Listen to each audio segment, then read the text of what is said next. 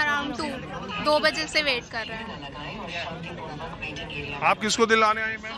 बेटे को। तो अब तो जा रहे हैं बच्चे, अब आप आराम कीजिए, बहुत देर से धूप में खड़ी हैं। अभी 6 बजे तक इंतजार करना पड़ेगा हमें, क्योंकि ये तो अब 5 तक था ना एग्जाम। 3 से 5 था, लेकिन अब तो लेट हो गया। हाँ जी, अब लेट हो गया।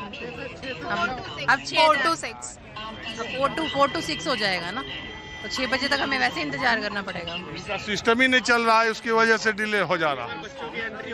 ये एग्जाम का इनका तरीका। एक बार बच्चों की एंट्री हो जाए फिर बैठेंगे आराम से। मैं कहा बच्चों की एंट्री हो जाए ना, सबकी बच्चों अंदर एंट्री हो जाए, पता चल जाए बच्चों की एंट्री हो गई है, तो जाके फिर हफ्ता देखते हैं कहीं ना बैठने की व्यवस्था करेंगे। सर हम लोग स्टूडेंट है, हम लोग सर इतनी धूप हो रही है, हम लोग इतनी देर से खड़े हैं, हमारी एंट्री नहीं हो रही है, अंदर पंखे भी ठीक से चलते नहीं है। वहाँ पे हम वो आता है क्या कहते हैं रिव्यू देने के लिए फीडबैक, तो उसमें उन्होंने हमारा कीबोर्ड ही डिस्कनेक्ट कर रखा था, उसमें मैं रिव्यू देने की कोशिश कर रहा था, वो चल ही नहीं रहा था कीबोर्ड। मैं बोल उसमें लिखता कि एसी लगवा दो या पंखे लगवा दो, वहाँ इतनी गर्मी हो रही थी। पानी भी नहीं अंदर। सर इन्होंने डिले कर दिया एग्ज़ाम, और इन्होंने अब जब तो 2:30 बजे से एंट्री तक थी, और अब तो इन्होंने 4 बजे तक कर दिया है। और पेपर पता नहीं, अब मैं तो अकेला आया हूँ, ना कोई मेरे साथ पेरेंट्स आए हैं। रात को कितने बजे तक पहुँचेंगे घर पता नहीं, पेरेंट्स भी चिंता करेंगे। आप कितने बजे कहाँ से आए हो? सर मौजपुर बावरपुर दिल्ली, वहाँ से विजय पार्क से आया हूँ अकेला। तो ये जो 3 बजे से शुरू होना था और 1 बजे से एंट्री होनी थी, तो हमको लगता है 1.5 घंटा लेट हो गया, 2:30 बजे से एंट्री हो गई। सर अब रात को तो और लेट पहुँचेंगे घर पे बता के आया था पेरेंट्स को कि इतने बजे तक आऊँगा। और फोन कर दो, बता दो कि एनटीए करा रहा है, उसका एग्जाम का कोई भरोसा नहीं है। सर करूँगा, अब फोन करूँगा, एनटीए बता दो, एनटीए करा रहा है, फ़ोन करूँगा। यस वही वाला जिसने नीट कराया। आप कब से आई हैं? सर 1 बजे से। कुछ बताना चाहेंगे एनटीए के बारे में, कुछ ख्याल है आपका? कुछ भी नहीं, कोई सिस्टम नहीं है किसी भी चीज का, किसी चीज का कोई सिस्टम नहीं है यहाँ पे। अच्छा, आप मानती हैं कि नहीं कि आज के दौर में कॉम्पिटिटिव एग्जाम, बच्चों, पढ़ाई, इस पे सबसे कमजोर है सरकारों का, नेताओं का और मीडिया का? आप मानती हैं कि नहीं? सब कुछ सर ऐसे ही चल रहा है, सब मिक्स है, नेता भी मिले हुए हैं, मीडिया भी मिली हुई है, सब मिले हुए हैं, कोई क्लियर कुछ नहीं बताता, कोई कुछ नहीं क्लियर बताता। आप क्या मानते हैं? सर सिस्टम बिल्कुल बेकार हो चुका है, और बच्चे जितनी मेहनत कर रहे हो उतना उनको मिल नहीं रहा। बच्चे भी तो स्ट्रगल कर रहे हैं ना हर चीज के लिए, तो नहीं है। आप सर क्या कर? हम तो 12 बजे से आए हुए हैं। आप भी बच्चे को एग्जाम दिलाने आए? और ये पेरेंट्स का भी इम्तहान है। ये देखिए, ये ऐसी जगह पर है कि थोड़े मैं कहूँगा उमेश सिंह दिखाएं, अगर ये लोग थोड़ा कैमरा ऊपर करके दिखा दें और अगल बगल दिखा दें, यहाँ आदमी जाए तो जाए कहाँ?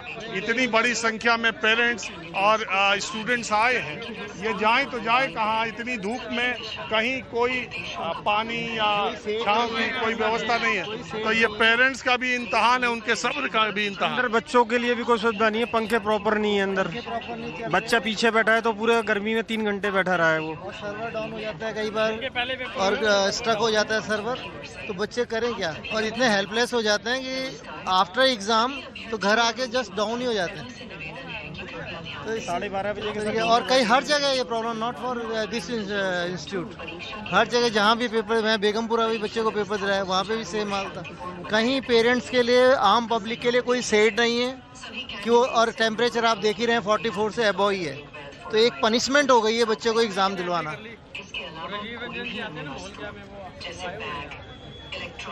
सर आप कैसे आए हैं? बाइक से आए हैं। अरे बाइक और कार से तो जो बच्चे जो हैं वो पहले था एंट्री टाइम 1 बजे था, हम आ गए थे 2 बजे, और अब पता चला 2:30 बजे एंट्री शुरू हो गई और 4 बजे पेपर शुरू हो जाएगा। पहले 3 बजे पेपर शुरू पता नहीं 4 बजे हो पाएगा कि नहीं, क्योंकि अब तो 3 बजने वाला है। अभी तो देखिए बच्चे बाहर है इतने। नहीं, जो सर्कुलर लगा हुआ है उसमें तो यही लिखा हुआ है कि 4 सर्कुलर जो एडमिट कार्ड है उसमें तो 3 बजे लिखा था। 3 बजे लिखा है, पर अभी जो सर्कुलर लगा हुआ है उसमें यही लिखा है 4 बजे शुरू हो जाएगा। हाँ, टेक्निकल ग्लिच हो सकता है, टेक्निकल ग्लिच दोबारा हो सकता है, ये हो सकता है। भारत है, भारत में कुछ भी हो सकता है। पहले ये परीक्षाओं को लेके ऐसा नहीं था जैसा आजकल हो रहा। अभी इसी नेशनल टेस्टिंग एजेंसी ने नीट कराया और यह देखा क्या हुआ। बिल्कुल बात सही है। और अभी देखिए उससे क्या सबक सीखा कि आज भी फिर बच्चों को इतनी बड़े संख्या में बच्चों के साथ ये इस तरह का है।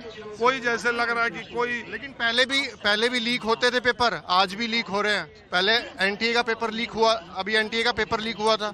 किसका? एमबीबीएस वाला, नीट वाला।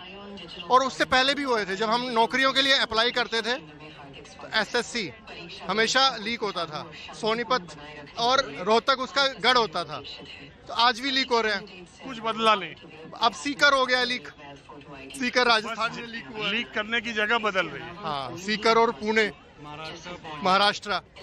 अब एनटीए के प्रोफेसर भी लीक करवा रहे हैं। भाई जब तक जिम्मेदारी फिक्स नहीं की जाएगी, अब नीट का पेपर हो गया, सीबीआई की जांच हो गई, क्या हो रहा क्या नहीं कुछ पता नहीं। जब तक बहुत ज्यादा स्ट्रिक्ट रूल्स नहीं बनाए जाएंगे तब तक कुछ नहीं होने वाला। आपको सस्पेंड करना ही पड़ेगा, सस्पेंड क्या, डिसमिस करना पड़ेगा। आपको बहुत कड़ी सजा देनी पड़ेगी कुछ भी अगर गलत होता है, चाहे मिलावट होती है। अगर खाने में भी मिलावट होती है तो सबसे पहले आपको एक जिम्मेदारी फिक्स करनी पड़ेगी कि उनको उम्र कैद दो, फांसी की सजा दो। ये तो करना ही चाहिए। आप कुछ